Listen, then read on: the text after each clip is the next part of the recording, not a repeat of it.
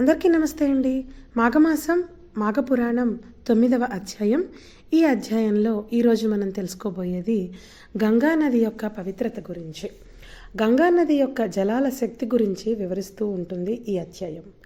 భగవంతుడి నుండి వచ్చిన గంగానది అన్ని పాపాలను తొలగిస్తుందని, స్నానం చేస్తే మోక్షం లభిస్తుందని నమ్మకం.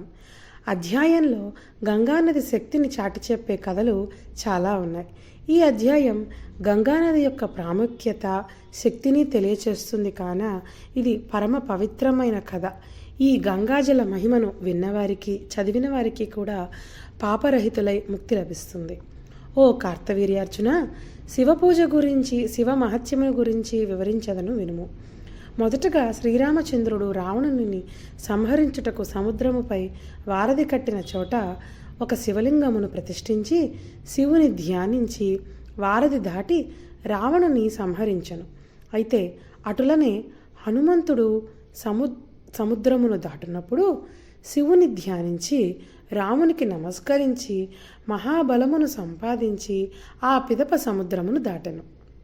అర్జునుడు కూడా యుద్ధమునకు బయలుదేరే ముందే శివుని పూజ చేసి యుద్ధరంగములో ప్రవేశించెను. మరెందరో మహానుభావులు కూడా ఆ పరమేశ్వరుని ధ్యానించి జయము చేకూర్చుకొనిరి. స్త్రీలు తమ మనోవాంఛలను తీర్చుకొనిరి.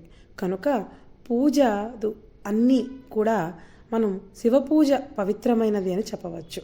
అంటే పూజాదులన్నిటిలో శివపూజ అత్యంత శ్రేష్టమైనది అని చెప్పారు. అటులనే నదులలో కూడా సాక్షాత్తు ఆ శివ జటాజూటమున దాగి ఉన్న ఆ గంగానది యొక్క పరమ పవిత్రమైన కథను మనం తెలుసుకోవాలి. ఎటులనగా గంగాజలము విష్ణు పాదముల నుండి పుట్టినదియు పవిత్రురాలైనది. ఆ జన్మగా తను విష్ణు పాదములుగా పుట్టింది కాబట్టి విష్ణు పాదముల చెంత పుట్టినదై పాప రహితురాలు. తరువాత శివుని శిరస్సును చేరింది కాబట్టి ఇంకా అతి పవిత్రురాలు. ఈ ప్రవహించు నట్టిదియు అయిన ఈ నేల మీద ఉన్న ఈ గంగానది మొదట ఆకాశ గంగగా శివుని శిరస్సు మీద వాలి అటు పిమ్మట భాగీరథ ప్రయత్నము ద్వారా గంగాజలములన్నీ స్నానముకు ఉపయోగపడేలాగా, మన పాపాలన్నీ దహించుకునేలాగా ప్రాముఖ్యతను పొందింది. ఇంకను మనకు గంగాజలము గురించి చెప్పబోవున్నది ఏమనగా, ఏ నీళ్లను గాని గంగ గంగ గంగ అని మనం 3 పర్యాయములు అనుకుని శిరస్సును చల్లుకొనినచో ఆ నీళ్లు గంగాజలముతో సమానమైనవి అయిపోతాయి. అలాగే గంగాజలము విష్ణుమూర్తి యొక్క ప్రతిరూపము మరియు శివుని యొక్క ప్రతిరూపము కూడా కాబట్టి శివకేశవుల భేదం లేకుండా గంగాజలాన్ని ఇరువురికి కూడా అభిషేక జలంగా వాడవచ్చును. అంతేకాక విష్ణుమూర్తి ప్రతి రూపము ఆ అంతరార్థంతో కూడిన ఒక అవతారములు జరిగిన పిమ్మట మాఘమాసములో అంగస్నానము అత్యంత పుణ్యప్రదమని తెలుపుచు గంగాజల మహత్యము గురించి మనం కార్తవీర్యార్జునునకు తెలియచేసిన దత్తస్వామిని చెప్పిన ఆ కథను మనం ఇప్పుడు తెలుసుకుందాం. ఇంతవరకు కొంతకాలం క్రిందట మగధ రాజ్యములో పురోహిత వృత్తిచే జీవించుచున్న 4 బ్రాహ్మణులు ఉండేవారు. 4కి 4 కుమార్తెలుండిరి. వారు నిండు యవ్వనవతులై ఉండిరి. కొన్ని రోజులకు ఆ గ్రామపు కోనేటిలో స్నానం చేయుటకు ఒక గురుకుల విద్యార్థి వచ్చెను.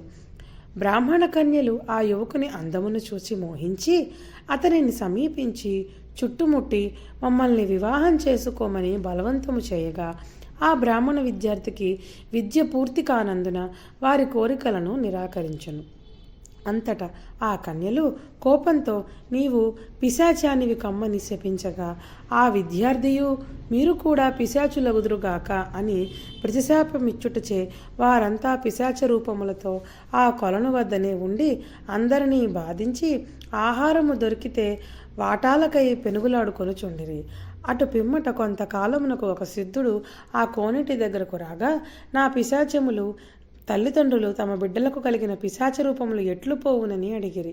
ఆ సిద్ధుడు వారందరి చేత మాఘమాసములో గయలోనున్న త్రివేణిలో స్నానము చేయించినచో వారికున్న పిశాచ రూపములు తొలగిపోవునని చెప్పగా వారు అట్లే చేయుటచే 5గురికి కూడా యథారూపములు కలిగినవి. ఇట్లు జరుగుటకు మాఘమాసంలో జరిగిన మాఘమాస మహత్యము కథలు విన్న కారణము చేతనే మాఘమాసము యొక్క ఫలము అట్టిది. మాఘమాసములో చేయు స్నాన దాన జప తపాది విధులకు అత్యంత ప్రాముఖ్యత ఉన్నది.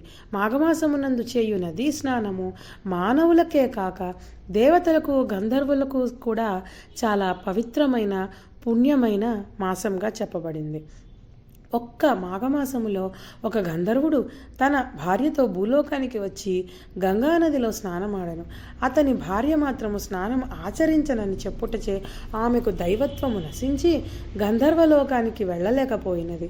ఆమెను విడిచిపెట్టి ఆ గంధర్వుడు ఒక్కడే వెళ్ళిపోయాడు. ఆమె అడవిలో తిరుగుచూ విశ్వామిత్రుడు ఉన్న చోటకు వెళ్ళి వయ్యారముగా క్రీగంట చూస్తూ ఆమె అందానికి యవ్వనానికి విశ్వామిత్రుడు తన్మయుడై ఆమెను ప్రేమించుటచే ఇద్దరు కామక్రీడలలో తేలియాడుచుండగా మరలా ఆ గంధర్వుడు తన భార్యను వెతుకుచూ వచ్చి చూడగా విశ్వామిత్రుడు గంధర్వ స్త్రీతో క్రీడించుచుండిరి.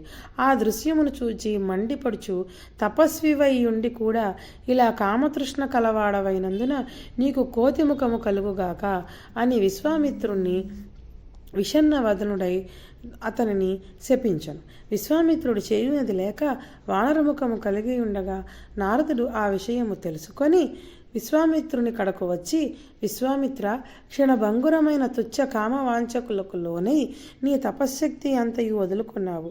సరేలెమ్ము, గంగానదిలో స్నానము చేసి నీ కమండలములో గంగాజలము తెచ్చి ఆ పాషాణముపై చల్లుము అని వివరించగా విశ్వామిత్రుడు గంగా స్నానము చేసి విష్ణువును ధ్యానించి కమండలముతో నీరు తెచ్చి పాషాణముపై చల్లగా ఆ రాయి పూర్వం గంధర్వ స్త్రీ రూపమును పొందింది. గంధర్వలోకమునకు వెళ్ళిపోయాను. సర్వ జగత్తులోనూ ఈ మాఘ పూర్ణిమ మాఘ మాసము యొక్క విశిష్టత తెలుసుకున్నవారు నదీ స్నానము చేసిన ఫలితమును పొందుతారు. అంతేకాక నదీ స్నానమును తప్పక చేయవలసినది, తీర్థయాత్రలు చేయవలసినది. పూర్వరూపమునందిన విశ్వామిత్రుడు తపస్సుకు వెడలిపోయెను. ఇక్కడితో మాఘపురాణం 9వ అధ్యాయం సంపూర్ణం.